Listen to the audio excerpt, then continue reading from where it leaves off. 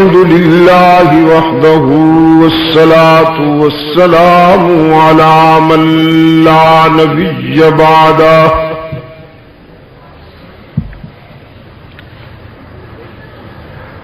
وعلى آله وأصحابه الذين أوفوا عهده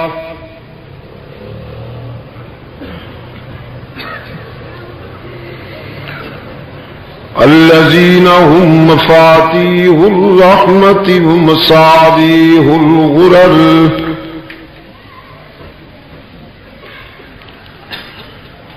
أعوذ بالله من الشيطان الرجيم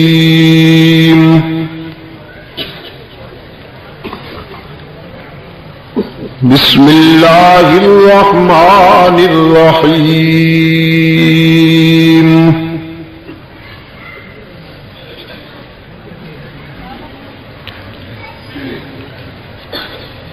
وما أرسلنا من قبلك من رسول إلا نوحي إليه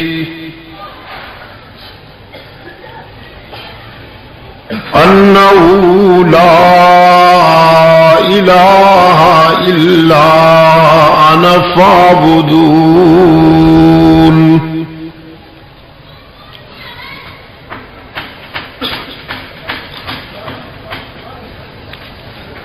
صدق الله مولانا العظيم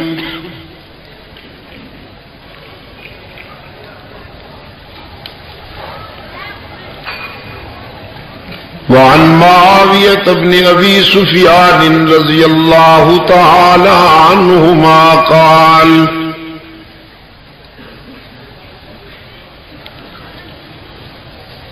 قال رسول الله صلى الله عليه وسلم من يرد الله به خيرا يفقهه في الدين وصدق رسوله النبي الأمي الكريم ونحن على ذلك لمن الشاهدين والشاكرين والحمد لله رب العالمين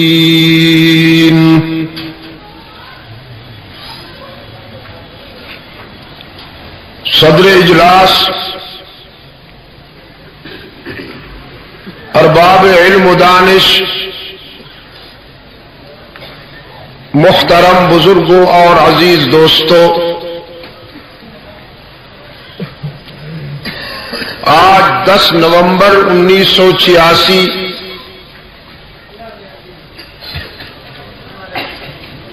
انجمن تبلیغ قرآن و سنت کے زیر اہتمام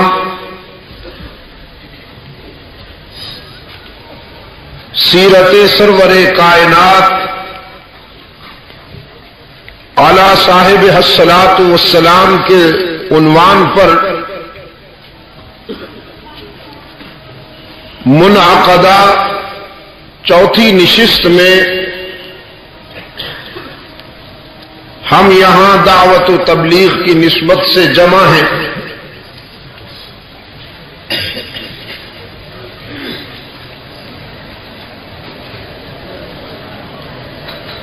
گزشتہ شب کی گفتگو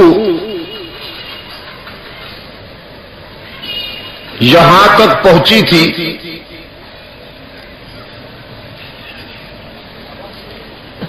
کہ رحمت عالم صلی اللہ علیہ وسلم کی بعثت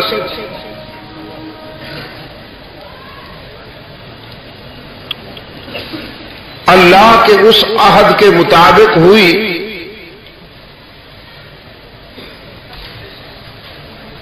جو عالم ارواح میں اس نے اپنے نبیوں سے کیا۔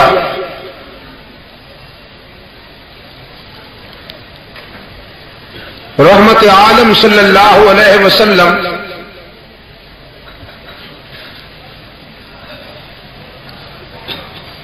तमाम अंबिया अलैहिमुस्सलातु वस्सलाम के प्रोग्राम के मुसद्दिक हैं।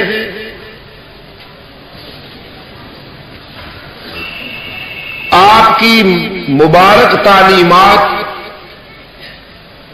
दर हकीकत 1,00,000 कई हजार अंबिया और रसूल के मुश्तरका प्रोग्राम का खुलासा है।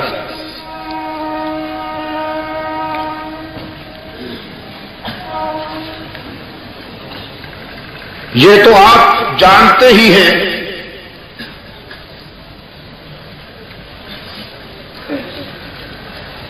कि अंबिया अलैहिमुस्सलातु वस्सलाम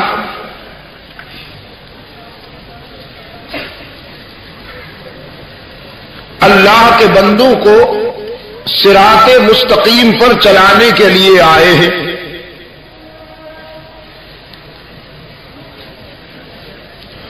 और सिराते मुस्तकीम अल्लाह की तौहीद है।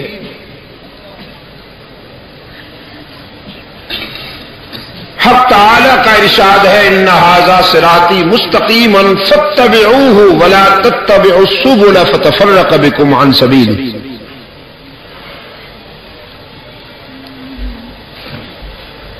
मुझ तक पहुंचने का रास्ता सिरात मुस्तकीम ही है, बस इसी की इत्तिबा करोगे तो निजात पा जाओगे। वला तत्तबिउस सुबुल, दूसरे रास्तों को मत अपनाओ। फतफर्रक़ बिकुम अन सबीली, अगर तुम दूसरे रास्तों की तरफ लपकोगे तो सिरात मुस्तकीम से भटक जाओगे।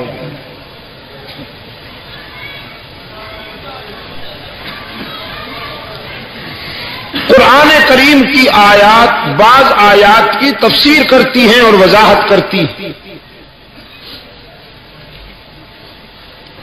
एक और मकाम पर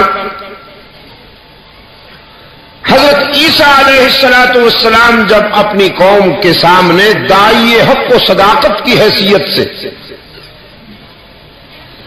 अल्लाह की बात पहुंचाते हैं तो फरमाते हैं, इन्नल्लाह रब्बी व रब्बुकुम,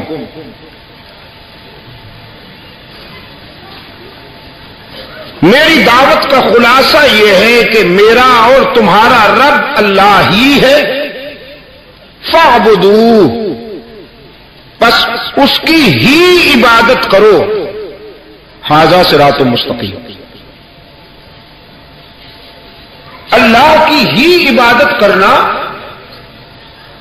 और उसमें किसी और को शरीक न बनाना, यह सिरात मुस्तकीम है।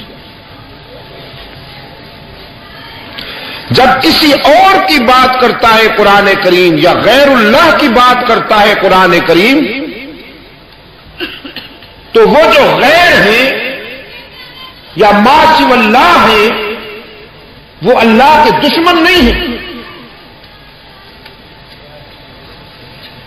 अल्लाह के प्यारे हैं, अंबिया हैं, औलिया हैं, सुलहा हैं। मैं दावे से कहता हूं, इंसानी तारीख के किसी मरहले पर भी मजहब के उन्वान पर अल्लाह के दुश्मनों को नहीं पूजा गया। अल्लाह तक पहुंचने के लिए जब किसी ने मासिवल्लाह के सामने जबीने नियाज झुकाई है तो अल्लाह के प्यारों के आगे झुकाई है।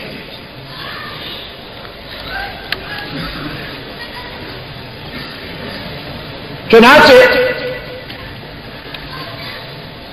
सबसे पहले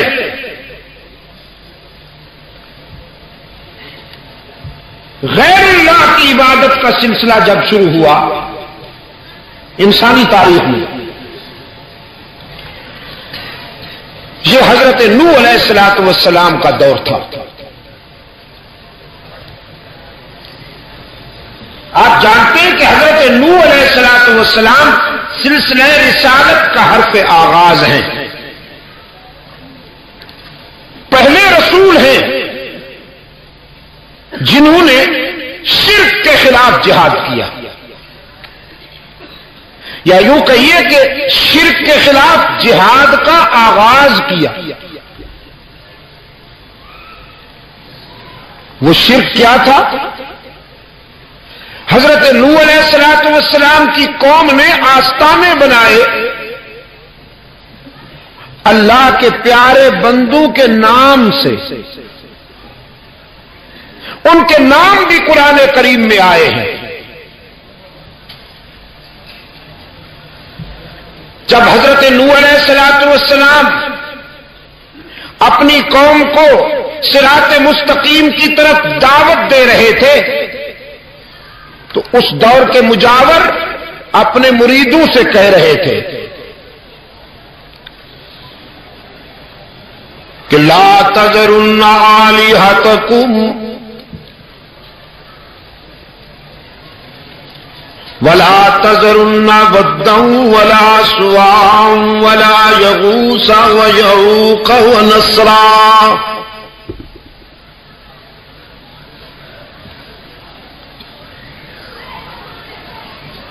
حضرت نوح علیہ الصلوۃ والسلام کی دعوت کے مقابلے میں آستانہ پرستوں نے اپنے حلقے میں اس تصور کو آگے بڑھایا کہ نوح کی بات نہ مانو، یہ تمہیں تمہارے بزرگوں سے ہٹانا چاہتا ہے، تمہارے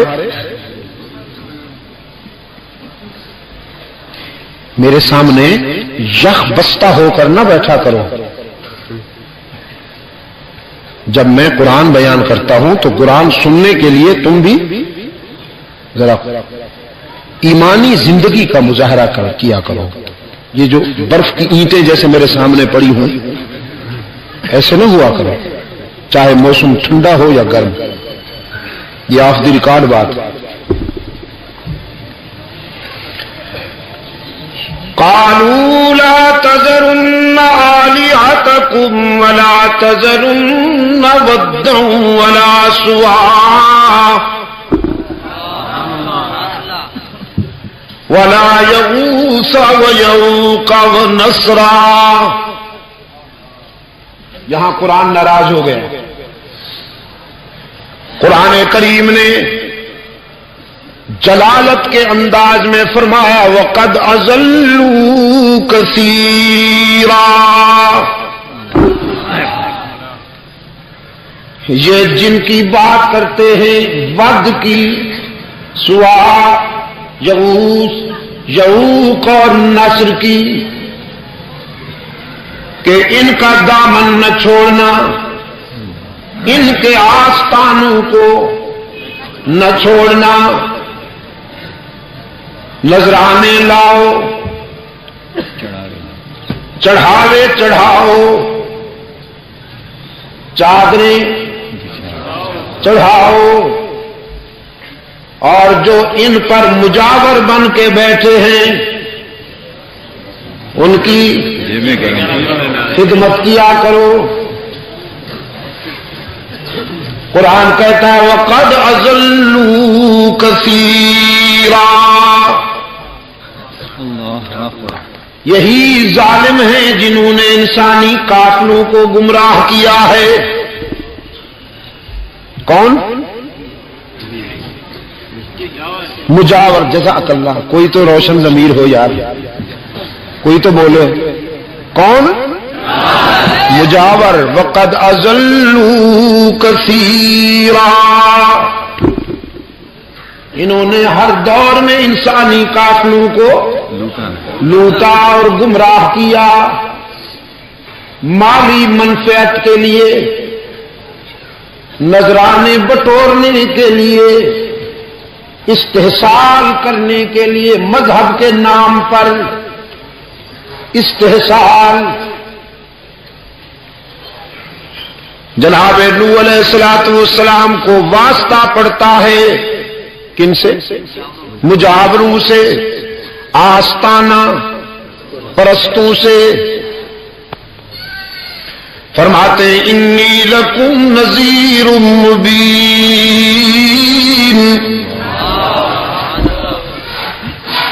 میں اللہ کی طرف سے تمہارے کرتوتوں کے نتیجے میں خطرناک انجام سے ڈرانے والا بن کے آیا ہوں۔ انی لکم نذیر مبین، تمہارے آستانہ پرستی اور قبر پرستی کے نتیجے میں جو ہلاکت خیز انجام سامنے آنے والا ہے اس سے ڈرانے کے لیے آیا ہوں۔ تو لوگوں نے پوچھا کہنا کیا چاہتے ہیں آپ کا ٹارگٹ کیا ہے، آپ کا ہدف کیا ہے؟ آپ کسی نئے آستانے کی طرف لے جانا چاہتے ہیں کہ انہیں نہ دو مجھے نذرانہ دو؟ فرمایا لا اسألکم علیہ اجرا، بالکل نہیں،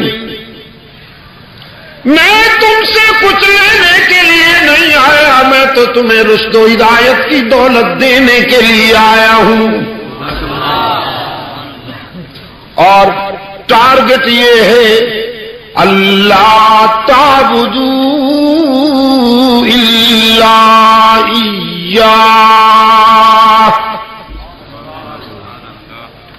کہ عبادت میں اللہ کے ساتھ کسی کو شریک نہ بناؤ، عبادت میں سجدوں میں، رکوع میں، قیام میں، دعا و پکار میں اللہ کے ساتھ کسی کو شریک نہ بناؤ۔ انہوں نے کہا یہ تو اللہ کے پیارے ہیں،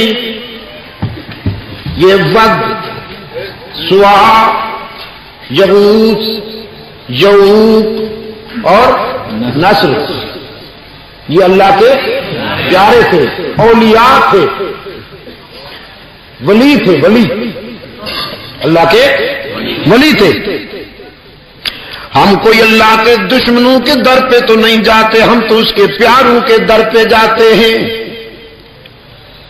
نوح علیہ السلام نے فرمایا اللہ کے بندوں کے در پہ جاؤ تو انسان بن کر جاؤ، عابد بن کر نہ جاؤ۔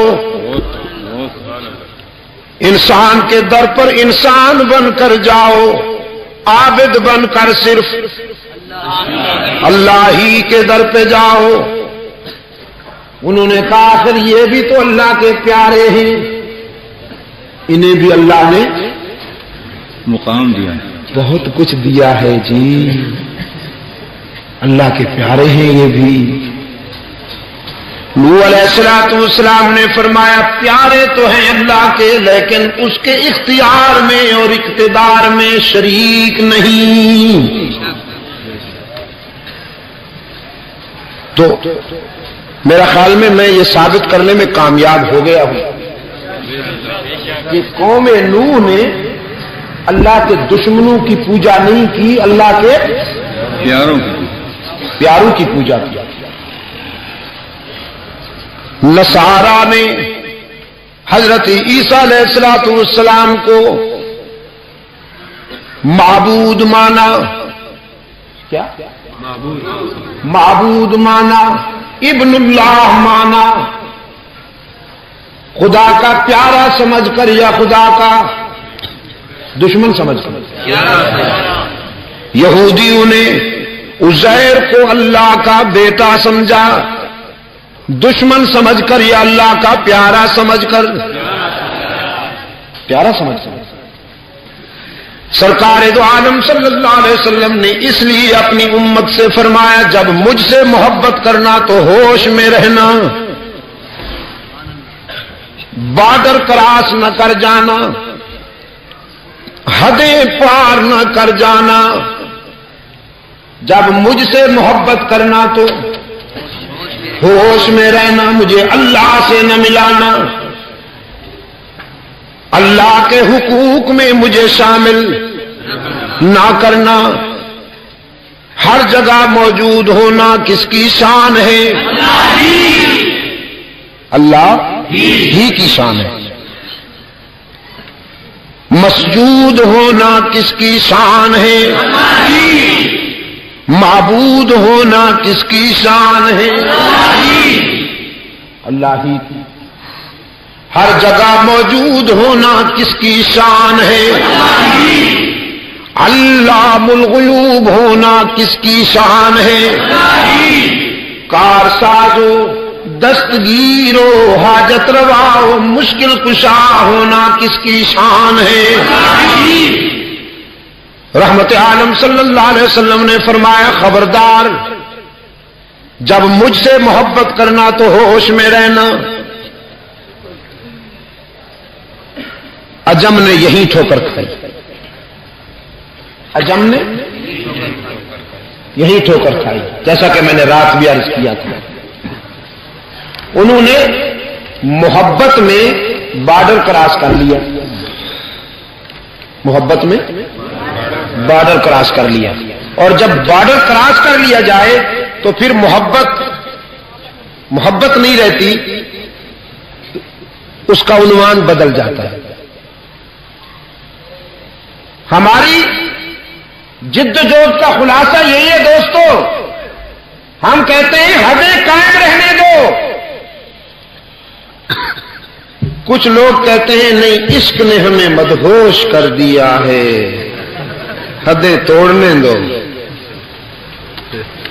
ہم کہتے ہیں ہوش میں رہو، حدیں قائم رہنے دو، اور وہ کیا کہتے ہیں؟ عشق نے ہمیں مدہوش کر دیا۔ اور مدہوشی میں پھر وہ ایک شرابی کی کہانی تو آپ نے پڑھی ہوگی، جس نے بیوی کو پکڑ کے کہا اماں جی کیا حال ہے تیرا؟ ٹھیک پھرنی ہے، طبیعت ٹھیک ہے تیری؟ نہ، ہوش میں رہو۔ اولیاء کرام کو، صلحائے عظام کو، ابرارو اخیارو اتقیاءو اصفیاء کو اللہ کا بندہ رہنا، اللہ کے اختیار و اقتدار میں شریک نہ کرو، ورنہ جو قدم نصارہ اور یہودی اٹھائیں وہ ہلاک ہو جائیں، اگر وہی قدم مسلمان اٹھائیں تو یہ ہلاک نہ الطاف حسین حالی نے اس لیے پوچھا کہ کرے غیر گر بت کی پوجا تو کافر،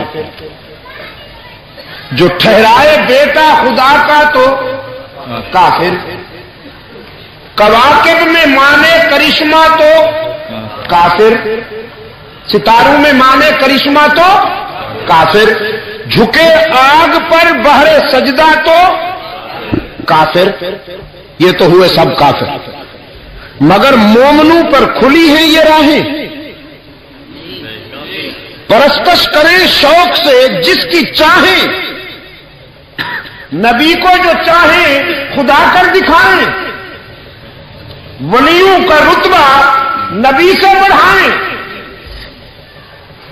شہیدوں سے جا جا کے مانگے دعائیں، یا قبروں پہ دن رات نظریں چڑھائیں۔ نہ توحید میں کچھ خلل اس سے آئے، نہ اسلام بگڑے نہ ایمان جائے، انہیں یہ فریڈم کہاں سے ملا کہ یہ جو چاہیں کرتے پھریں؟ وہ ذرا سے چوک جائیں تو کافر کہلائیں، اور یہ گھپلے چلائیں تو کچھ بھی نہ ہو۔ وہ آہ بھی کرتے ہیں تو ہو جاتے ہیں بدنام، اور یہ قتل بھی کرتے ہیں تو پرچہ نہیں ہوتا، چرچا نہیں ہوتا۔ یہ گمراہ عشق جو ہے نا، گمراہ عشق اس نے ہمیشہ یہی گل کھلائے ہیں. گمراہ عشق نے ہمیشہ یہی گل کھلائے کہ انسانی زمین کو قبروں پہ جھکا. گمراہ عشق نے ہمیشہ یہی گل کھلائے کہ انسانی ذہن کو بیماری شرک اور بدعت کے دلدل میں الجھایا. انبیاء کو ابن اللہ کہا، بڑے عجیب تھے.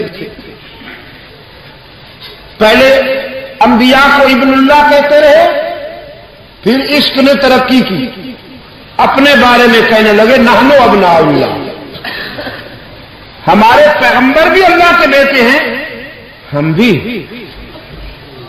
اللہ کے بیٹے ہیں. اپنی طرف سے نہیں کہہ رہا ہوں. وقالت اليهود والنصارى نحن ابناء الله واحباؤه.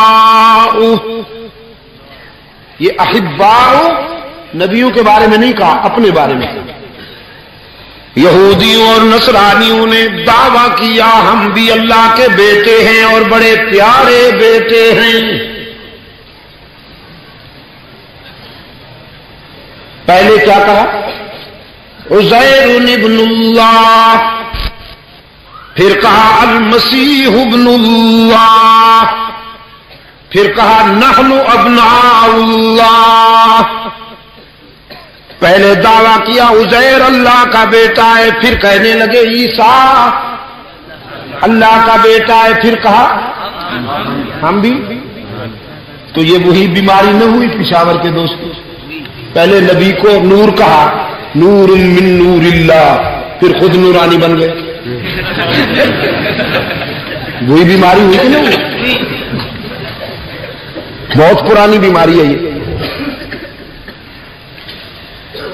حضرت نوح علیہ السلام نے آستانہ پرستوں کو پکارا، انی لکم نذیر مبین اللہ تعبدوا الا اللہ.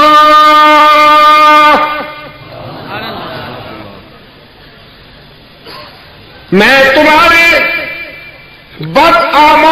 بدعمالیوں کے نتیجے میں خطرناک انجام سے ڈرانے کے لیے آیا ہوں، اور صرف اللہ کے در پر تمہاری جبین جھکانے کے لیے آیا ہوں. میری دعوت کا خلاصہ یہ ہے کہ اللہ کی ذات میں اس کے بندوں کو شریک نہ بناؤ، اللہ کے حقوق میں اس کے بندوں کو شریک نہ بناؤ. قوم میں سے کتنوں نے مانا؟ تھوڑا سا چھوٹا سا طبقہ تھا، اور باقی سب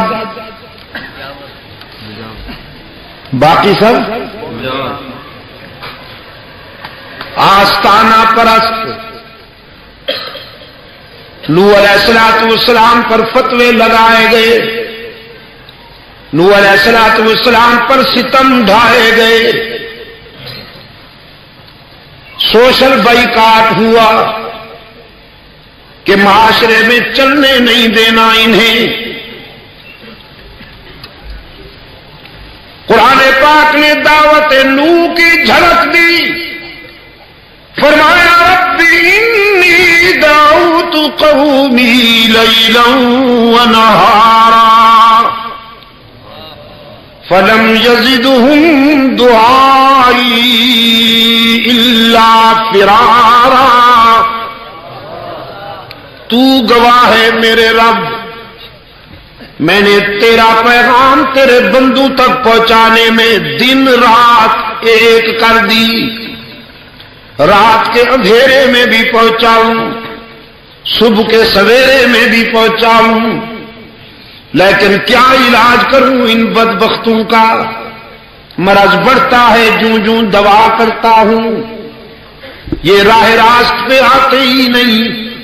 ایسی لت پڑ گئی ہے کمبختوں کو، ایسا چسکا پڑ گیا ہے کمبختوں کو سٹائل جو ایسے بنا رکھے تھے مجاوروں نے، لمبی لمبی زلفیں، بڑے بڑے جبے،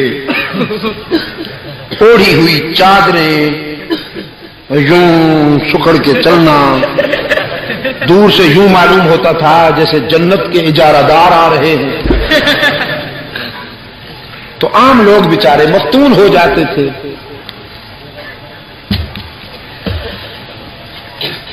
حضرت نوح علیہ السلام نے فرمایا، عرض کیا اللہ کے حضور، یہ لا علاج بیمار ہیں، لا تذر علی الارض من الکافرین دیارا انک ان تذرهم یضلوا عبادک ولا یلدوا الا فاجرا کفارا. میرے رب، یہ ناسور ہے انسانی معاشرے کا، ناسور، اور ناسور کا علاج آپریشن، ناسور کا علاج آپریشن ہوتا ہے. عرض کیا الہ العالمین آپریشن ہونا چاہیے. رب العالمین نے فرمایا بہت اچھے، کرتا ہوں آپریشن. سیلاب آیا عذاب بن کر، سیلاب آیا عذاب بن کر. نوح علیہ السلام نے آفاقی ہدایات کے مطابق سفینہ تیار کیا، اپنے رفقا کو سفینے پر بٹھا لیا، اور رب کائنات نے وعدہ کیا تھا نوح میں تجھے اور تیری اہل کو ہلاک نہیں ہونے دوں گا. قرآن کہتا ہے سیلاب کے آثار نمایاں ہوئے، نمودار ہوئے، اور نوح علیہ السلام نے دیکھا لخت جگر مجاور پارٹی کے ساتھ کھڑا ہے.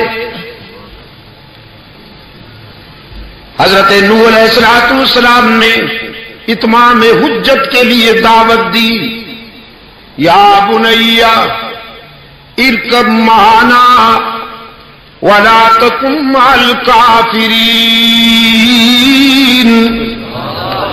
بیٹا آ جا میرے سفینے پر، بد نصیبوں کا حامی نہ بن، ہلاکت سر پہ آ پہنچی ہے. قال سآوی الی جبل یعصمنی من الماء. کہنے لگا ہم پہاڑ کی چوٹی پر چڑھ جائیں گے، پانی سے بچ جائیں گے. پانی تو نشیب میں چلتا ہے، ہم فراز پہ ہوں گے. یہ پستیوں میں بہتا ہے، ہم بلندیوں پہ ہوں گے. بعض مفسرین نے لکھا ہے کہ پہاڑ کی چوٹی پر ایک آستانہ تھا جھنڈیوں والا. کنعان نے کہا ہم حضرت پیر صاحب کے پاس پہنچ جائیں گے، اللہ کیا بگاڑے گا.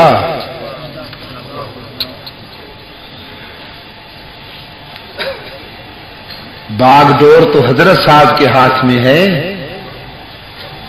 اللہ تو وہی کرتے ہیں جو حضرت صاحب کہے. روشن ضمیر پیغمبر نے فرمایا لا عاصم اليوم من امر اللہ الا من رحم. لخت جگر آج جو پانی آ رہا ہے وہ آ نہیں رہا، بھیجا جا رہا ہے.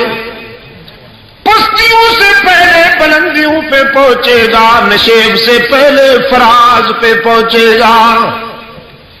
ایک راستہ ہے بچنے کا کہ اس کی اطاعت کا اعلان کر اور اس کے پیغمبر کا ساتھی بن جا. قرآن کہتا ہے پیغمبر کا اصرار اور بیٹے کا انکار جاری. وحال بینہما الموج فکان من المغرقین. پانی کی ایک موج درمیان میں حائل ہوئی اور نوح کے بیٹے کو اپنی آغوش میں لے لیا. ڈوبنے لگا. پدری محبت میں انقلاب آیا، تڑپ اٹھے حضرت نوح، نادا نوح ربہ قال رب ان ابنی من اہلی وان وعدک الحق وانت احکم الحاکمین۔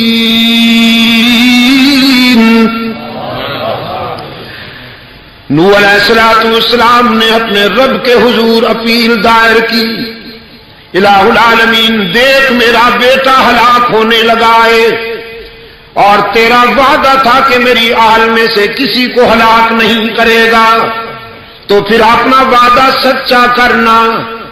رب العالمین کی طرف سے نقد جواب آیا، نقد، یا نوح انہ لیس من اہلی انہ عمل غیر صالح فلا تسألنی ما لیس لک به علم انی اعظک ان تکون من الجاہلین۔ میرے پیغمبر کنعان، تیرا خون تو ہے لیکن تیری آل میں سے نہیں، پر تیری برادری کی لسٹ سے خارج کر دیا ہوا ہے، لہذا اب فیصلہ سنیے، لا تسألنی ما لیس لک به علم، جس راز کا پتہ نہیں اس کے بارے میں لب کھولنے کی بھی اجازت نہیں۔ وہ راز کیا تھا کہ مشرک کو میں معاف نہیں کیا کرتا، ابھی یہ بتایا نہیں تھا اللہ نے کہ مشرک کو میں معاف نہیں کیا کرتا، چاہے وہ پیغمبر کا باپ ہی کیوں نہ ہو، چاہے وہ پیغمبر کا بیٹا کیوں نہ ہو، چاہے وہ پیغمبر کا چچا کیوں نہ ہو، مشرک کو رب معاف نہیں کرتا، اس لیے کہ مشرک گناہگار نہیں ہوتا۔ جزاک اللہ۔ اگر کوئی اس کی عبادت میں کسی اور کو شریک بنا دے تو اس کی غیرت بھی اسے معاف نہیں کرتی۔ رب العالمین نے فرمایا، میرے پیغمبر، بے شک تو نے 950 سال میری توحید کا پرچم اونچا رکھا، دعوت و تبلیغ میں مصیبتیں برداشت کی، لیکن قانون بہرحال قانون ہے، لا تسألنی ما لیس لک به علم انی اعظک ان تکون من الجاہلین۔ مشرک کے لیے سفارش مت کرو، مشرک کے لیے اپروچ مت کرو، روکتا ہوں، اور اگر میرے روکنے کے بعد پھر بھی آپ نے مشرک بیٹے کے لیے سفارش کی، لب کشائی کی، تو نبوت چھین کر تجھے بھی اسی گروپ میں کھڑا کر دیا جائے گا۔ غیرت کا معاملہ ہے کہ نہیں؟ دیکھا آپ نے، قرآن کہتا ہے حضرت نوح علیہ السلام کانپ اٹھے، فرمایا انی اعوذ بک ان اسألک ما لیس لی بہ علم الا تغفر لی وترحمنی اکن من الخاسرین۔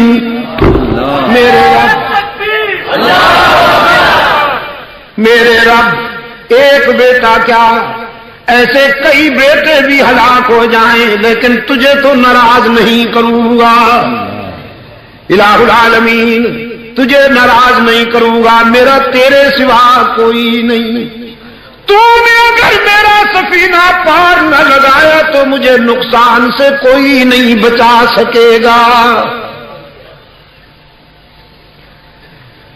دو مسئلے حل ہو گئے حضرت نوح علیہ السلام کی دعوت و تبلیغ کی روشنی میں، دو مسئلے حل ہو گئے۔ یہ دو زاویوں پہ میرے دوست ہیں، بلکہ 3 زاویوں پہ، کسی طرف دیکھنے میں کمی رہے تو معذرت۔ مسئلے کتنے حل ہو گئے بھائی؟ 2 مسئلے حل ہو گئے۔ ایک یہ مسئلہ حل ہوا کہ نجات کے لیے کسی نیک کا بیٹا ہونا ضروری نہیں، جی حضرت صاحب دا پتر ہے جی، خیر حضرت صاحب دی اولاد ہے. مچھاں نوں تاؤ دے کے ایک مچھ مردان جاندی ہے، دوجی مچھ کو ہاٹ پہنچدی. نماز دا بیری، نماز دا دشمن، قرآن و سنت پر عمل نہیں، اور مرید کے گھر میں گھسا ہوا ہے. حضرت صاحب صاحب زادہ مرید کے گھر میں اور بیچارہ سادہ لو مرید. ہاں نذرانہ بھی دیتا ہے بیچارہ، بیٹیوں کے ساتھ بھی بٹھاتا ہے، اور کہتا یہ ہے پیروں سے کیا پردہ، یہ تو ماں باپ ہے، ماں باپ ہیں. میں نے کہا جب پیر صاحبان ماں باپ ہیں تو آپ بھی بیٹے ہیں ان کے. جب بیٹا باپ سے پردہ نہیں کرتا تو باپ کو بھی چاہیے کہ وہ بیٹے کو اپنے گھر میں آنے دے. ذرا حضرت صاحب کی حویلی میں مرید بھی جائے، کیونکہ ادھر جو سکینڈل بنتے ہیں ذرا کچھ سکینڈل ادھر بھی بنے. یہ جو پیر صاحب مونچھوں کو تاؤ دے کے آتا ہے، ذرا غریب مرید بھی مونچھوں کو تاؤ دے کے پہنچے نا. غریب یہ ون وے کیوں چلتا ہے پشاور کے دوستوں؟ مجھے بتاؤ، یہ انصاف ہے؟ یہ ون وے کیوں چلتا ہے؟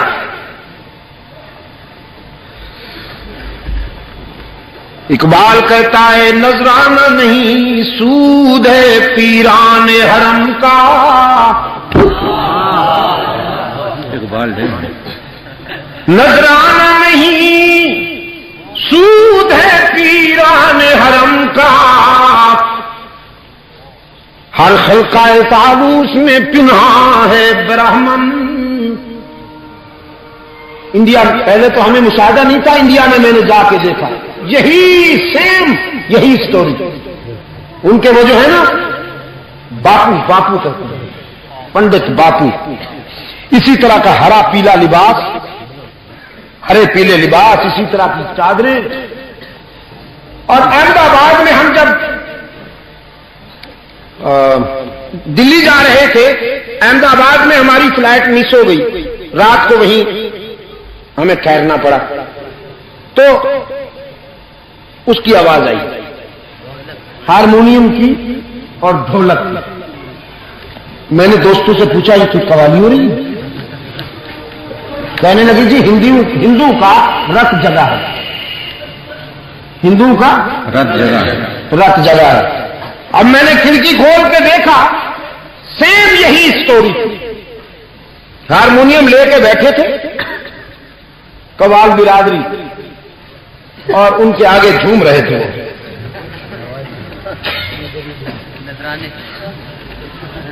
بارش ہو رہی تھی سکوں کی اور نوٹوں کی. میں نے کہا تو ان فنکاروں نے یہ وہاں سے سیکھا ہے، مال کمانے کا یہ ڈھنگ ان سے سیکھا. میرے عزیز دوستو، ایک تو یہ مسئلہ حل ہوا کہ نجات کے لیے کسی اللہ کے پیارے بندے کی اولاد ہونا ضروری نہیں جب تک اس کے اپنے دامن میں کچھ نہیں ہوگا، خاندانی نسبت کام نہیں آئے گی. عمل کی کسوٹی پہ جب تک وہ خود پورا نہیں اترے گا، خاندان کی نسبت کام نہیں آئے گی. اور دوسرا مسئلہ یہ بھی حل ہوا کہ اللہ کو کوئی مجبور نہیں کر سکتا، اللہ سے کوئی بات منوا نہیں سکتا. اللہ کے حضور التجائیں ہوتی ہیں، اللہ کے حضور دامن پھیلتا ہے، وہ اپنی حکمت کے مطابق مانتا ہے، اور اگر نہ مانے تو کوئی اس کو مجبور نہیں کر سکتا. میرے عزیز دوستو، قرآن پاک نے فرمایا حضرت شعیب علیہ السلام اپنی قوم کی طرف مبلغ بن کے آئے. وَإِلَىٰ مَدْيَنَ أَخَاهُمْ شُعَيْبًا قَالَ يَا قَوْمِ اعْبُدُوا اللَّهَ مَا لَكُم مِّنْ إِلَٰهٍ غَيْرُهُ. مدین کی طرف حضرت شعیب اللہ کا نمائندہ بن کر آئے، وہی دعوت دی جو حضرت نوح علیہ السلام کی دعوت تھی، اعبدوا اللہ ما لکم من الہ غیرہ، عبادت میں اللہ کے ساتھ کسی کو شریک نہ بناؤ، سجدے میں، قیام میں، رکوع میں، دعا و پکار میں، اللہ کے حقوق میں کسی کو شریک نہ بناؤ۔ وَإِلَىٰ عَادٍ أَخَاهُمْ هُودًا قَالَ يَا قَوْمِ اعْبُدُوا اللَّهَ مَا لَكُم مِّنْ إِلَٰهٍ غَيْرُهُ۔ قوم عاد کی طرف حضرت ہود مبلغ حق و صداقت بن کر آئے، ان کی دعوت بھی یہی تھی، اعبدوا اللہ ما لکم من الہ غیرہ۔ وَإِلَىٰ ثَمُودَ أَخَاهُمْ صَالِحًا قَالَ يَا قَوْمِ اعْبُدُوا اللَّهَ مَا لَكُم مِّنْ إِلَٰهٍ غَيْرُهُ۔ سمود اللہ مَا لَكُم مِّنْ إِلَٰهٍ غَيْرُهُ۔ سمود کی طرف حضرت صالح مبلغ حق و صداقت بن کر آئے، ان کی دعوت بھی یہی تھی، عبادت میں، اللہ کے حقوق میں کسی کو شریک نہ بناؤ۔ رب العالمین نے اپنے محبوب کو دعوت فکر دیتے ہوئے فرمایا، وَاذْكُرْ فِي الْكِتَابِ إِبْرَاہِيمَ إِنَّهُ كَانَ صِدِّيقًا نَبِيًّا إِذْ قَالَ لِأَبِيهِ يَا أَبَتِ لِمَ تَعْبُدُ مَا لَا يَسْمَعُ وَلَا يُبْصِرُ وَلَا يُغْنِي عَنكَ شَيْئًا يَا أَبَتِ لَا تَعْبُدِ الشَّيْطَانَ إِنَّ الشَّيْطَانَ كَانَ لِلرَّحْمَٰنِ عَصِيًّا يَا أَبَتِ إِنِّي قَدْ جَاءَنِي مِنَ الْعِلْمِ مَا لَمْ يَأْتِكَ فَاتَّبِعْنِي أَهْدِكَ صِرَاطًا سَوِيًّا۔ میرے پیغمبر قرآن کے آئینے میں اپنے دادا ابراہیم کے حسن و جمال کا نظارہ کیجئے، وہ ہمارا سچا دوست تھا۔ اللہ نے خود فرمایا کہ ابراہیم ہمارا سچا دوست تھا۔ اور پشاور والوں، دوستی میں یہی ہوتا ہے، نہ کچھ دینا پڑتا ہے کچھ لینا ہوتا ہے۔ ابراہیم علیہ السلام نے اللہ سے دوستی نبھائی، وطن چھوڑ دیا، باپ کو خیر باد کہا، برادری رشتوں کو خیر باد کہا، پھر جب اس نے چاہا تو بیوی بچے کو ویرانے میں بٹھایا، پھر جب اس نے چاہا تو لگتے جگر پہ خنجر پھیر دیا، اس کی مسجد کے لیے، اس کی رضا کے لیے انگاروں میں کود گئے۔ ابراہیم نے وفا کی، اللہ نے بھی جزا دی کہ ابراہیم کو اپنی دوستی کے لیے منتخب کر لیا اور صراط مستقیم پر لگا دیا۔ لیا تو کچھ دیا بھی صحیح نا۔ دوستی کا یہی معیار ہے ساری دنیا میں، کچھ دینا پڑتا ہے اور کچھ، سوائے پاکستان کے مظلوم مرید کے، اس بیچارے کو ہمیشہ پیر صاحب کی خدمت میں دینا ہی پڑتا ہے۔ وہ فنکار کہتا ہے میں جب آؤں گا تو کیا دے گا، جب تو آئے گا تو کیا لائے گا۔ یعنی پتھر گرے تو شیشہ گیا، اور شیشہ گرے تو بھی پتھر گیا، شیشہ گیا کہ پتھر کی کیا بگڑے گی بھائی، پتھر کا تو کچھ بھی نہیں بگڑتا۔ پتھر تو جناب ریس میں گھوڑے دوڑاتا ہے، پتھر تو ہزاروں کے سگار یہ سگار نوش کیا جاتا ہے یا تناول کیا جاتا ہے؟ چلو یہ ٹھیک، یہ نہ نوش کیا جاتا ہے نہ تناول، میرے عزیز نے کہا یہ پھونکا جاتا ہے۔ اچھا پتھر کی کیا بھائی، اس کا تو کچھ بھی نہیں بگڑے گا، شیشہ ٹوٹے، شیشہ گرے تو بھی شیشہ گیا، اور پتھر گرے تو بھی شیشہ گیا۔ حضرت صاحب آئے تو بھی مرید کی جیب کی خیر نہیں، اور اگر مرید جائے تو بھی مرید کی خیر نہیں۔ یہ روحانیت نہیں ہے میرے دوستو، یہ مذہبی لوٹ مار ہے، مذہب کے لبادے میں راہزنی ہے، راہزنی۔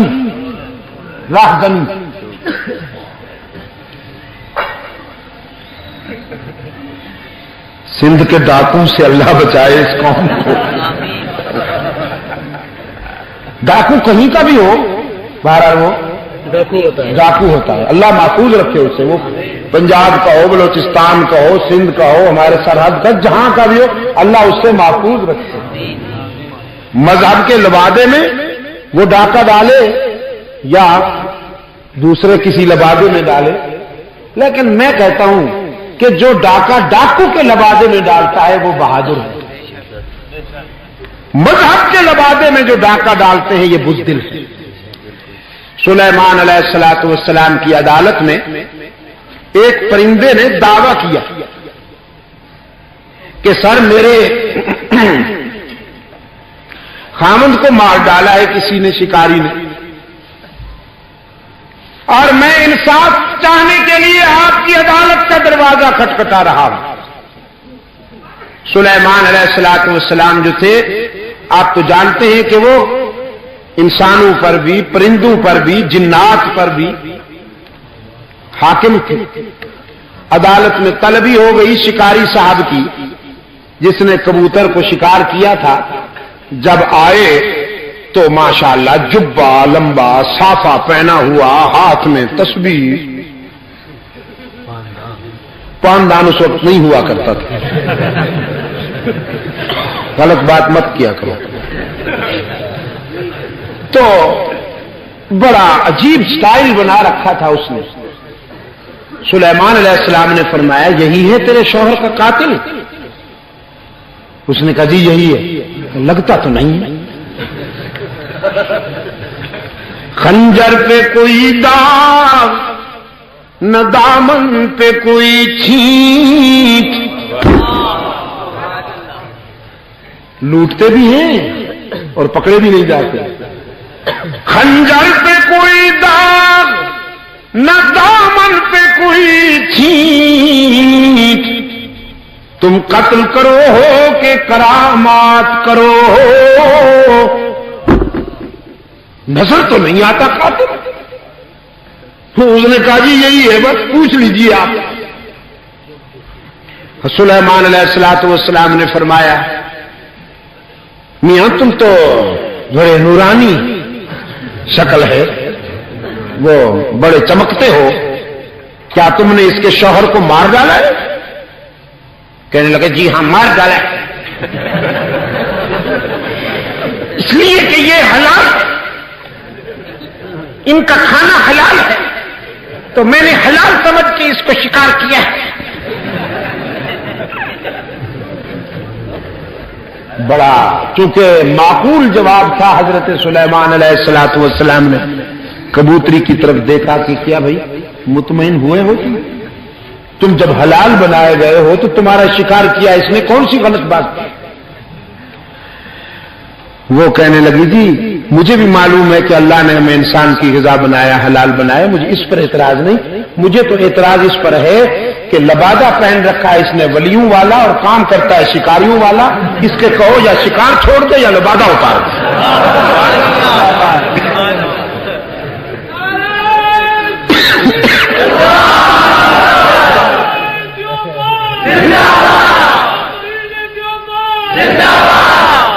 میرے عزیز دوستو،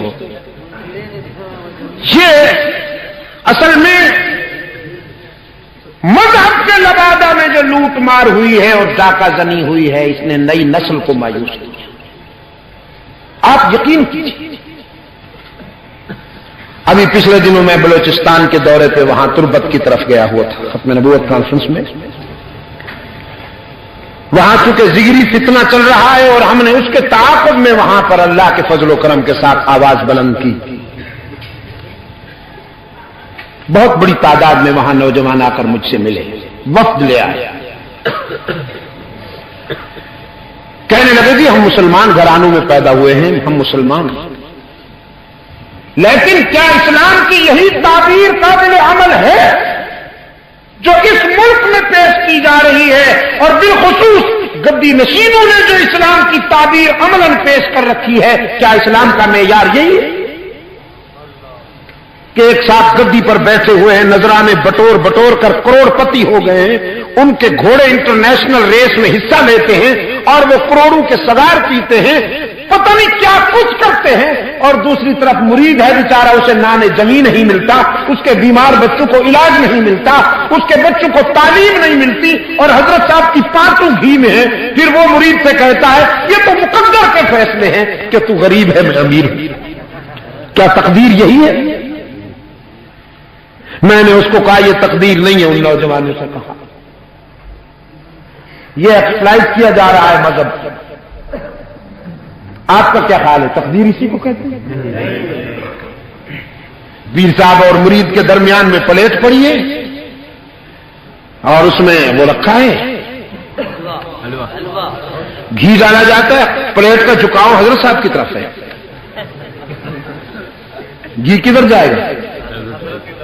جدھر جھکاؤ ہوگا. اب مرید سے کہتا ہے گھی تو ہم نے درمیان میں ڈالا تھا، لیکن یہ مقدر کی بات ہے کہ سارا گھی میری طرف چلا آیا، تیرا علاقہ تو خشک ہے. عزیز نوجوانوں، میں آپ کے دل و دماغ پر دستک دیتا ہوں، آپ کے ضمیر کو جج بناتا ہوں. خدا کے لیے مجھے بتائیے یہ تقدیر ہے؟ تقدیر کے جلوے دیکھنے ہیں تو پلیٹ کو سیدھا کیجیے ذرا، پھر گھی ڈالیے، پھر پتہ چلے گا تقدیر کیا جلوے دکھاتی ہے. انگریز بے ایمان جاتے جاتے یہاں پر ان آستانوں اور گدی نشینوں کو معاشی خوشحالی دینے کے پالیسی پر معاشی پلیٹ کا جھکاؤ کر کے چلا گیا تاکہ مسلمانوں میں جذبہ جہاد نہ رہے. مسلمانوں کو میدان سے ہٹانے کے لیے قبرستان کی طرف متوجہ کیا تاکہ ان میں کوئی شاہ اسماعیل شہید پیدا نہ ہو سکے، ان میں کوئی محمود حسن نہ بن سکے، ان میں کوئی ولی اللہ اور مجدد الفسانی نہ بن سکے. اس نے آستانوں کو فروغ دیا. آج بھی آپ دیکھتے ہیں بزرگوں کی قبر پر چادر چڑھانے کے لیے بڑے بڑے لوگ جاتے ہیں. ہاں جی، ہاں پتہ نہیں کیا کون کون جاتا ہے. صدر تو ہمارا بہت ہی رنگیلا ہے جی، آپ کس کی بات کرتے ہیں؟ نور وہ تو ہر یہ بتاؤ کہ کہاں نہیں جاتا. ہاں ریون بھی پہنچ جاتا ہے، مسجد میں بھی پہنچ جاتا ہے، ادھر بھی چلا جاتا ہے، وہاں باہر جاتا ہے تو مندر کا گھنٹہ بھی کھٹکھٹاتا رہتا ہے. اور رقیبوں سے بھی رسم و راہ مجھ سے بھی شناسائی، رقیبوں سے بھی رسم و راہ مجھ سے بھی شناسائی، ادا سرکار کی اپنی سمجھ میں تو نہیں آئی. سب کو خوش کر رہا ہے، سب کو، لیکن پالیسی ہے یہ. مغربی سامراج یہی پالیسی دے کے گیا ہے کہ گدیوں کو آرگنائز کرو، آستانوں کو آرگنائز کرو تاکہ لوگوں میں جذبہ جہاد باقی نہ رہے.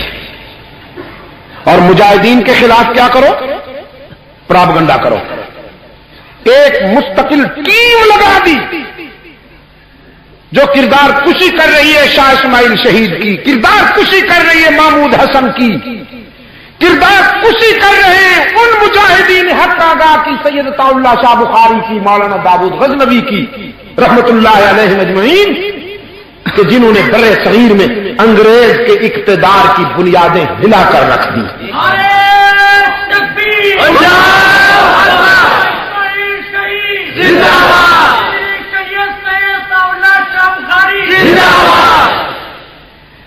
ایک مکمل ٹیم لگا دی گئی ہے ان لوگوں کے پیچھے، انہیں بدنام کرو. جس طرح کے یہودی لابی نے ایک ٹیم لگائی تھی اصحاب رسول کو بدنام کرنے کے لیے، ابو بکر عمر کو بدنام کرنے کے لیے، عثمان طلحہ و زبیر کو بدنام کرنے کے لیے، سیم اسی طرز پر مغربی سامراج نے ایک جبہ پوشوں کی ٹیم بنائی ہے کہ تم الزام گھڑ گھڑ کے ان کو بدنام کرو تاکہ مسلمانوں میں جذبہ مجاہدین کے خلاف ان کو اکساؤ اور قبرستان کی طرف لے آؤ تاکہ یہ یسوع مسیح کی بھیڑیں بن جائیں، ان میں جذبہ جہاد باقی نہ رہے. میرے عزیز دوستو، فرمایا وَاذْكُرْ فِي الْكِتَابِ إِبْرَاهِيمَ إِنَّهُ كَانَ صِدِّيقًا نَبِيًّا إِذْ قَالَ لِأَبِيهِ يَا أَبَتِ لِمَ تَعْبُدُ مَا لَا يَسْمَعُ وَلَا يُبْصِرُ وَلَا يُغْنِي عَنكَ شَيْئًا. خلیل اللہ نے سب سے پہلے اپنی دعوت کا مخاطب اپنے باپ کو بنایا. انذر عشیرتک الاقربین. گھر سے دعوت و تبلیغ کا سلسلہ شروع کیا. باپ سے کہا او بدنصیب، یہ جن کے سامنے تو جبین جھکاتا ہے یہ تیری پکار کو سن بھی نہیں سکتے، تیرے کام بھی نہیں آ سکتے، تیری بدحالی کو دیکھ بھی نہیں سکتے. اتنے کمزوروں کو پکڑ بیٹھے ہو اور اتنے طاقت والے کو چھوڑ بیٹھے ہو. کیا کھویا اور کیا پایا؟ میری طرف آ، میں تجھے صراط مستقیم پر لگا دوں. میرے پاس وہ علم ہے جو تمہارے پاس نہیں. میں عرش بری کا نمائندہ ہوں. لیکن آستانہ پرست باپ نے، مجاور باپ نے، وہ جو آمدنی کا سلسلہ تھا اسے خطرے میں ڈالنا گوارا نہ کیا. ابراہیم علیہ السلام کی دعوت کو قبول کرنے سے انکار کر دیا، بلکہ دھمکی دی کہ تیری جان لے لوں گا. خلیل نے بھی دو ٹوک جواب دیا، جو کر سکتے ہو کر لو لیکن حق کی بات نہیں چھوٹے گی. دعوت و تبلیغ کا خلاصہ ابراہیم کا بھی یہی تھا. اعبدوا اللہ ما لکم من الہ غیرہ. حضرت یوسف علیہ السلام جیل کی تنہائیوں میں بیٹھے ہیں. نوجوان خواب عرض کرتے ہیں، یوسف ہمارے خوابوں کی تعبیر بتائیے. حسن کا بادشاہ، ہاں حسن کا بادشاہ یوسف کہتا ہے تعبیر بعد میں، پہلے ذرا تبلیغ ہو جائے. یا صاحب السجن ارباب متفرقون خیر ام اللہ الواحد القہار. میرے جیل کے ساتھیوں، پہلے یہ بتاؤ سر جھکانے کے لیے کئی آستانے چاہیے یا اللہ ہی کا در؟ انسانی زمین کی نیاز مندیوں کے لیے کون مسجود ہے؟ عبادت کے لیے کون معبود ہے؟ ہر جگہ کون موجود ہے؟ علام الغیوب کون ہے؟ کارساز دستگیر اور مشکل کشا کون ہے؟ عزت دینے والا کون ہے؟ رزق دینے والا کون ہے؟ ارباب المتفرقون خیر، یہ جو آستانے سجے ہوئے ہیں، یہ جو مجاور بیٹھے ہوئے ہیں، مست قلندر سب کچھ اندر، دمادم نہ دھوکہ نہ غم، کمائیں گے احمق کھائیں گے ہم۔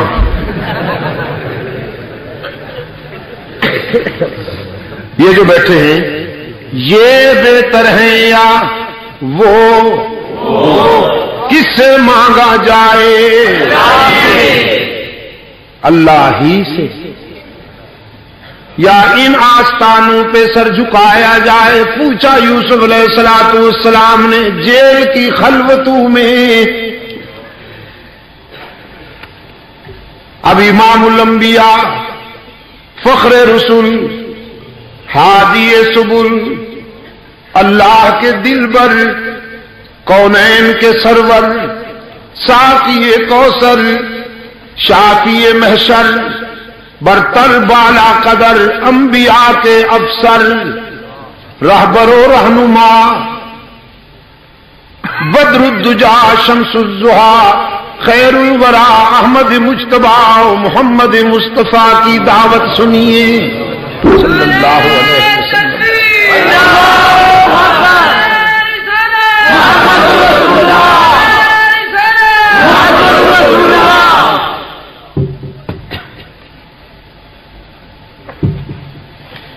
سرکار دو عالم صلی اللہ علیہ وسلم کی دعوت مکہ والوں کو پکارتے، یہاں بھی آستانے سجے ہوئے تھے، چھوٹے چھوٹے آستانوں کے علاوہ بڑے آستانے، لات، منات، عزا اور حبل، یہ سب سے بڑا آستانہ تھا جو انسانی برادری کے پہلے شہید حضرت حابیل علیہ السلام سے منسوب تھا۔ چڑھاوے چڑھائے جا رہے تھے، نذرانے آ رہے تھے، اٹا گھٹا۔ فرمایا فَأَنَّا تُؤْفَكُونَ، یہ کدھر بھٹکتے ہو بد نصیبو؟ مکہ کے مجاور کہنے لگے ما نعبدہم الا لیقربونا الی اللہ زلفا، ہم ان کو خدا نہیں سمجھتے بلکہ سفارشی مانتے ہیں، یہ اللہ کے پیارے ہیں، ہم گناہگار ہیں، یہ اللہ سے قریب ہیں، ہماری سنتا نہیں، ان کی ٹھکراتا نہیں، ہماری ان کے آگے ان کی۔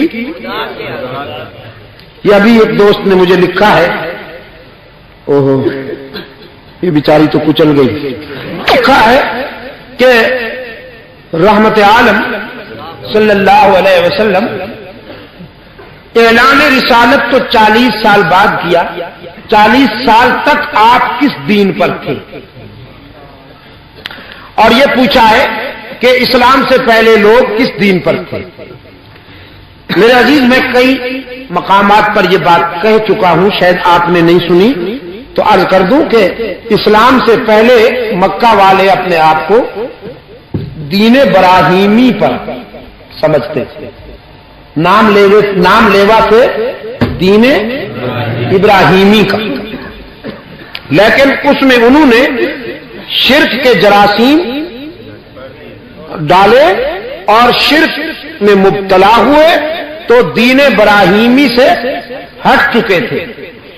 رحمت عالم صلی اللہ علیہ وسلم، جیسا کہ میں کئی مقامات پر یہ عرض کر چکا ہوں، بچپن سے وصال تک اللہ کی حفاظت میں رہے۔ حضور اکرم صلی اللہ علیہ وسلم کی حیات طیبہ کا ہر لمحہ سچائی پر ہی آپ نے شراب پی، الیاذ باللہ، نہ کبھی آپ نے ان کے رسوم اور بدعات میں شرکت کی۔ بچپن، لڑکپن، جوانی اور اعلان رسالت تک آپ کی پوری زندگی پاکیزگی، تطہیر اور تقدس کا سرچشمہ نظر آتی ہے۔ بعض حضرات کا یہ بھی خیال ہے کہ حضور اکرم صلی اللہ علیہ وسلم کے والدین جو ہیں حضرت عبداللہ ہیں، سیدہ آمنہ ہیں، اللہ نے ان کو بھی شرک سے محفوظ رکھا تھا. اللہ نے ان کو شرک سے محفوظ رکھا تھا.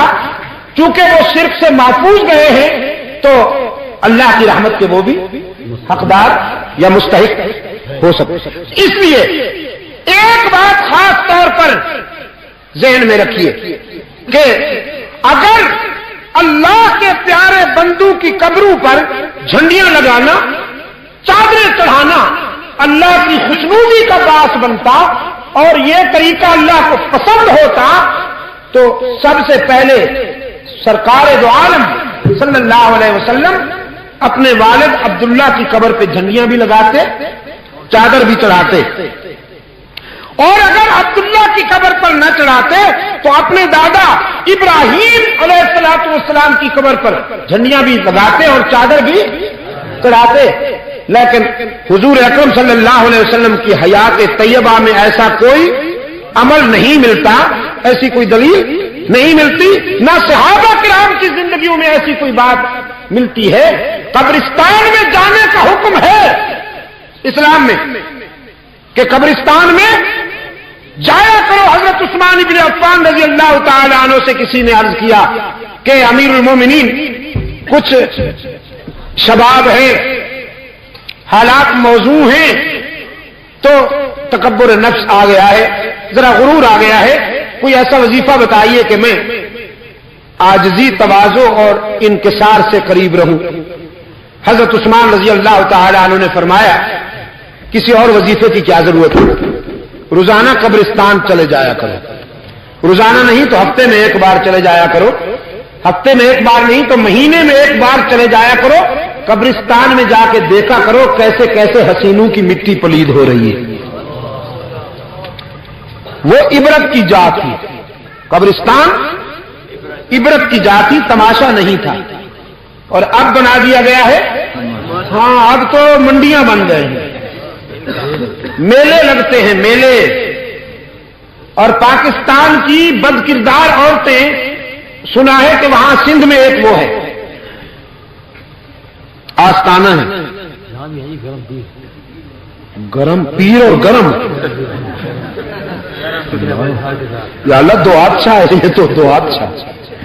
پیر ہی کیا کم گرم ہوتا ہے کہ پھر گرم بھی ہے، ثم گرم ثم گرم. یا اللہ محفوظ رکھے. تو وہاں پر جاتی ہیں بد کردار عورتیں پاکستان کی، اور سنا ہے کہ وہاں وہ کچھ ہوتا ہے کہ میں اس مسند پر بیٹھ کر بیان نہیں کر سکتا. میری زبان، میری شرافت مجھے اجازت نہیں دیتی، میرا ضمیر مجھے اجازت نہیں دیتا کہ میں وہ ڈیٹیل آپ کے سامنے رکھوں. طبلہ سرنگی کی تھاپ پر وہاں بزرگان دین کو خراج پیش کیا جاتا ہے ناچ ناچ کا. اور جیسا کہ میں نے آپ کو عرض کیا یہ ہو بھی رہا، کرایا جا رہا ہے، پالیسی کے تحت ہو رہا ہے. اور اگر یہ جرم ہے تو اس کی سزا دو طبقوں کو ملے گی. ایک ان علماء کو جو یہ سب کچھ جانتے ہیں اور چپ بیٹھے ہیں، اس ظلم کے خلاف بولتے نہیں ہیں، حشر میں ان کو اللہ کے سامنے جواب دہی کرنی ہوگی. حق تعالیٰ کے سامنے ان سے پوچھا جائے گا کہ یہ ظلم ہو رہا تھا اور تم چپ تھے. اور دوسرا، مسند اقتدار پر بیٹھنے والے ہمارے ان دوستوں سے پوچھا جائے گا کہ جو اسلام کا نام لیتے ہیں اور اسلام کی روح پر یہ کند چھری چلائی جا رہی ہے. سرکار دو عالم صلی اللہ علیہ وسلم نے پکارا مکہ والوں کو، یہ کہاں جاتے ہو تم آستانوں کی طرف؟ کہنے لگے جی اللہ کے پیارے ہیں، ہماری سنتا نہیں اور ان کی ٹکراتا نہیں، ہماری ان کے آگے اور ان کی اللہ کے آگے. سرکار دو عالم صلی اللہ علیہ وسلم نے فرمایا یہی تو بھول ہے تمہاری، تم کہتے ہو گناہگاروں کی سنتا نہیں، اور میں یقین دلانے آیا ہوں کہ وہ اپنے در پہ آنے والے کو مایوس کرتا نہیں۔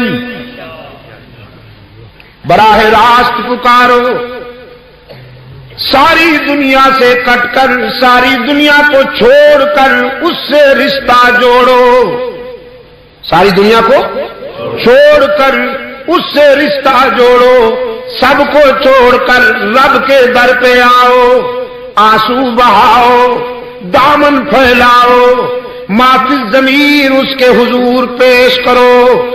دنیا کا کوئی تعلق اور کوئی رشتہ تمہارے اتنا قریب نہیں ہوگا جتنا اس کا لطف و کرم تمہارے قریب ہوگا۔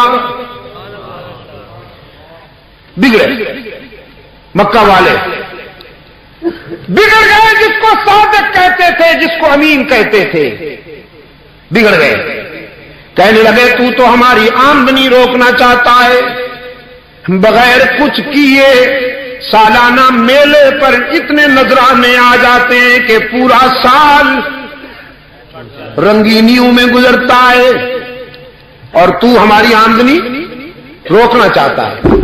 ایسا کرو، جیو اور جینے دو، اپنا عقیدہ چھوڑو نہیں اور ہمیں چھیڑو نہیں، اپنا عقیدہ چھوڑو نہیں اور ہمیں چھیڑو نہیں۔ یہ فلسفہ آج بھی بیان ہوتا ہے، یہ فلسفہ آج بھی بیان ہوتا ہے، اپنی بات چھوڑو نہیں اور دوسرے کو چھیڑو نہیں، یعنی کنویں میں کتے کی لاش پڑی رہنے دو، بس پانی کے ڈول کھینچتے رہو، قیامت تک اگر آپ کنویں سے پانی کھینچتے رہیں قیامت تک پاک نہیں ہوگا، وہ نکالنا ضروری ہے، پھر اصلاح ہوگی، کوشش ہوگی اگر آپ کی تو اصلاح ہوگی، ادروائز آپ کھینچتے رہیے قیامت تک کنواں پاک نہیں ہوگا۔ شرک ایسی بیماری ہے دوستو، ایسی غلاظت ہے کہ جس معاشرے میں شرک کی غلاظت موجود ہو، افتراق پھیلے گا، انتشار پھیلے گا، قومی وحدت تار تار ہوگی۔ میرا دعویٰ ہے مسلمان جب تک شرک و بدعت کی بیماری سے محفوظ تھے، ان میں وحدت تھی، ان میں یگانگت تھی، ان میں اتحاد تھا، اور جب ان کی سوسائٹی میں شرک و بدعت کے جبہ پوش جراثیم گھس آئے، انتشار آ گیا، افتراق آ گیا، اضطراب آ گیا، آج ان میں اتحاد نظر نہیں آتا، ایک دوسرے کو گریبان کو پکڑ رہے ہیں، اور اب تو ماشاءاللہ یہ فرقے صرف فرقے نہیں رہے، مستقل سیاسی تحریک بن چکے ہیں۔ آپ نے پچھلے دنوں پڑھا ہوگا ایک بیان، ہمارے ہاں ایک نامراد سیاستدان ہیں اور انشاءاللہ تا زندگی نامراد ہی رہیں گے۔ انہوں نے کہا تھا نا کہ ہم انتخابات یا رسول اللہ کا نعرہ لگا کر جیتیں گے، یا رسول اللہ کے نعرے پر ہم انتخاب جیتیں گے۔ اور شاید آپ کو یاد ہو، میں نے یہاں بھی، کراچی میں بھی اور لاہور اور پورے ملک میں نمائندہ اجتماع میں میں نے کہا تھا، آپ کی یہ خام خیالی ہے مولوی صاحب، محمد الرسول اللہ، محمد الرسول اللہ، ایسی انرجی ہے، ایسی طاقت ہے کہ ملت اسلامیہ اسی انرجی اور اسی طاقت کے بل بوتے پر انشاءاللہ اس سرزمین پر ایک دن قرآن کا نظام عدل لانے میں بھی کامیاب ہو جائے گی، اور باطل تحریکوں کی سرکوبی میں بھی کامیاب ہو جائے گی۔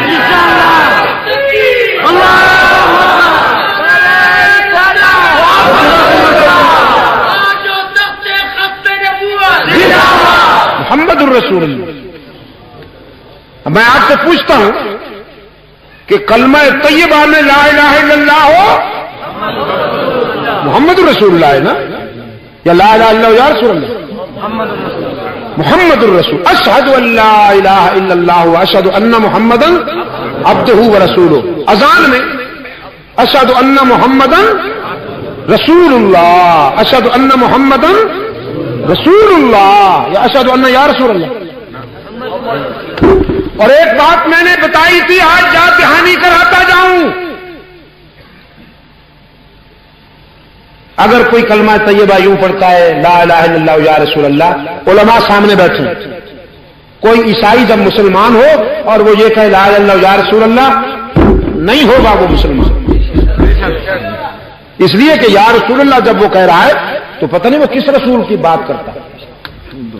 رسول تو بہت ہیں، حضرت عیسیٰ علیہ السلام بھی رسول ہیں، حضرت موسیٰ علیہ السلام بھی رسول ہیں، حضرت یعقوب علیہ السلام بھی رسول ہیں، حضرت نوح علیہ السلام بھی۔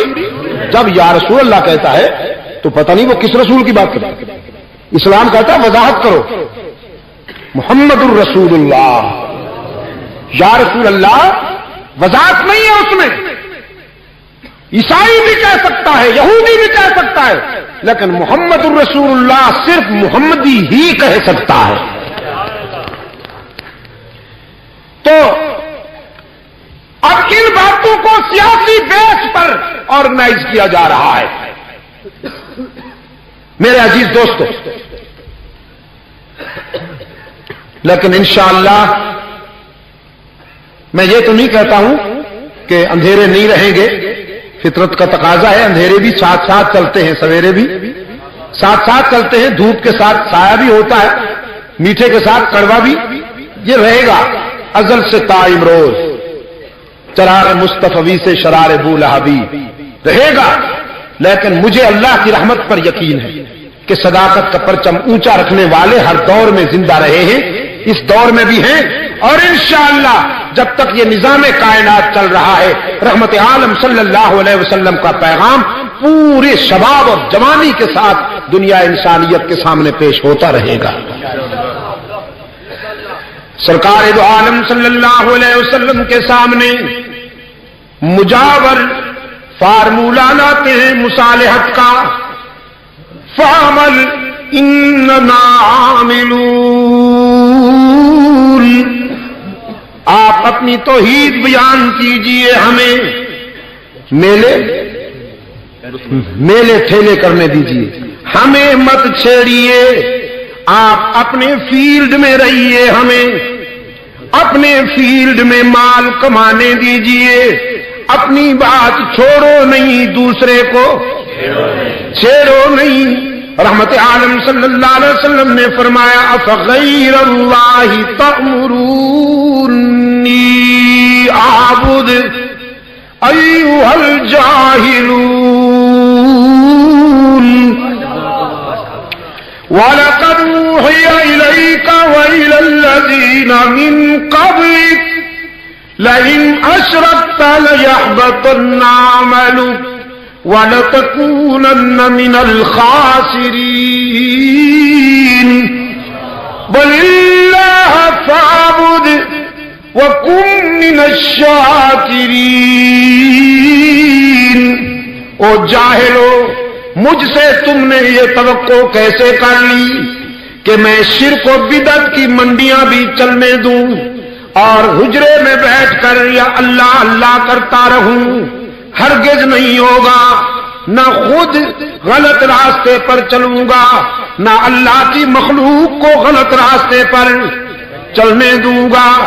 فرض منصبی ہے میرا کہ میں بنی نوع انسان کو ہلاکتوں سے بچاؤں، تو پھر سارے صدمے اٹھاؤں گا، ساری مصیبتیں برداشت کروں گا، سمیہ کو ٹکڑے کرواؤں گا، بلال کی چیخیں سن کر صبر کر جاؤں گا، حمزہ کی لاش کو ریزہ ریزہ دیکھ کر صبر کر جاؤں گا، بدر و احد کے مرحلوں سے گزروں گا، دندان شہید کرواؤں گا، تم سنگباری کرو گے تو جسم لہو لہان کرواؤں گا، وطن چھوڑ کر مدینہ چلا جاؤں گا، ساری صدمے اٹھاؤں گا، لیکن مانتا ہوں اور منواؤں گا، مانتا ہوں اور منواؤں گا کہ انسانی جبین کی عاجزیوں کے لیے سچا مسجود ہر جگہ موجود، علام الغیوب، کارساز و دستگیر، حاجت روا و مشکل کشا، عزت دینے والا، رزق دینے والا، پاک سوالی داتا کون، باقی سب اس کے در پہ رونے والے، آنسو پوچھنے والا کون؟ نبی رسول ولی سب اس کے در کے سوالی، داتا کون؟ رب العالمین نے فرمایا فاعبد وکن من الشاکرین، میرے محبوب تو وفا کر میں جزا دوں گا۔ الہ العالمین وفا کی توفیق بھی تجھ سے مانگتا ہوں، لیکن دنیاوی زندگی کے سفر میں کچھ دوستوں کی بھی ضرورت ہوا کرتی ہے، کچھ ہم نواؤں کی بھی ضرورت ہوا کرتی ہے۔ یہ پورا معاشرہ ہے، ان سے میں تنہا ٹکراؤں گا۔ رب العالمین نے فرمایا نہیں میرے محبوب، تجھے دوست بھی مہیا کروں گا۔ یہ لیجئے، عرب معاشرے میں فراست، شرافت اور دیانت کے امتیازی نشان تیرے قدموں میں بھیجتا ہوں۔ یہ لو ابو بکر آ رہا ہے، یہ تیرا یار بنے گا، وفادار بنے گا، رضاکار بنے گا۔ سفر میں، حضر میں، مکہ میں، مدینہ میں، غار میں، بازار میں، دکھ میں، سکھ میں، مسکراہٹوں میں، آنسو میں، بدر میں، احد میں، جہاں تو ہوگا ابو بکر ہر جگہ صداقت کی، وفاؤں کی شمع ہاتھ میں لیے تیرے ساتھ ساتھ ہوگا۔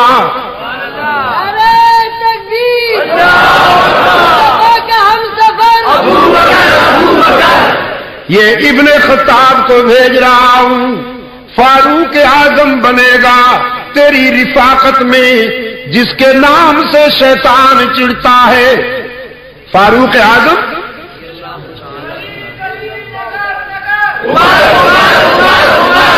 دوست میں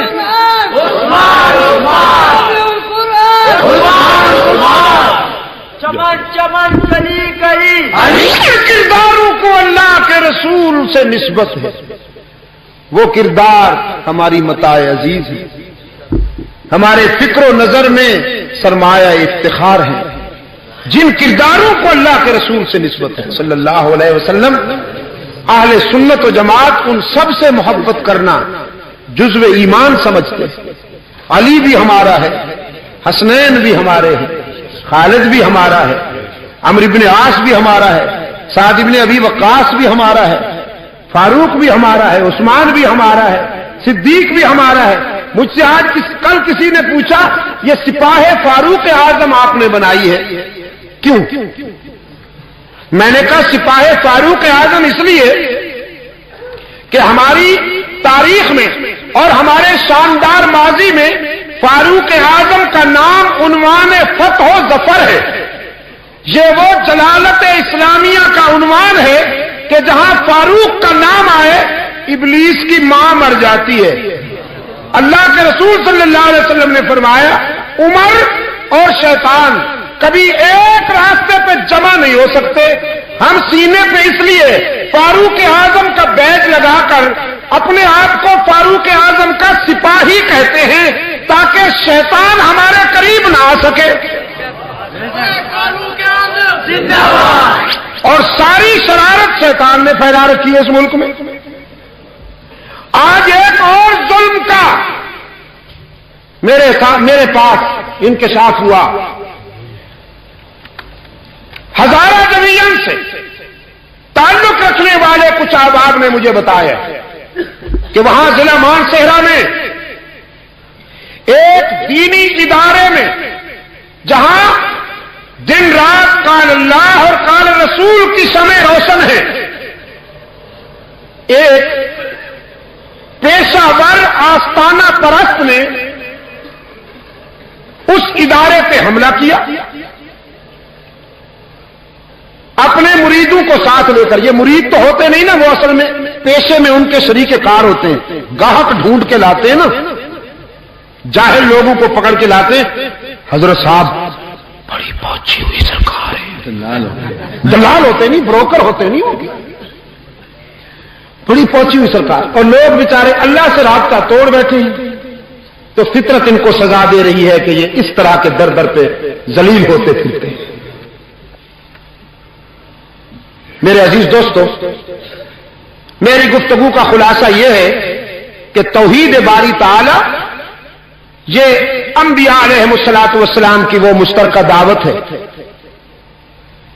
کہ جس کی بنیاد پر یہ کائنات قائم ہے. توحید از آدم تا رحمت عالم صلی اللہ علیہ وسلم، تمام انبیاء علیہ السلام اور تمام اللہ کے رسولوں نے یہی دعوت پیش کی ہے کہ اللہ کے ساتھ کسی کو شریک نہ بنانا، اس کے حقوق میں بندوں کو شامل نہ کرنا. جب تک ہم اس معیار پر قائم رہیں گے، صراط مستقیم پر چلیں گے. اللہ تعالی ہم سب کو دنیا اور آخرت کی کامیابیوں سے ہمکنار فرمائے. بسم اللہ الرحمن الرحیم. اللهم صل على سيدنا ومولانا محمد النبي الأمي وعلى آله وأصحابه وبارك وسلم. ربنا آتنا في الدنيا حسنة وفي الآخرة حسنة وقنا عذاب النار.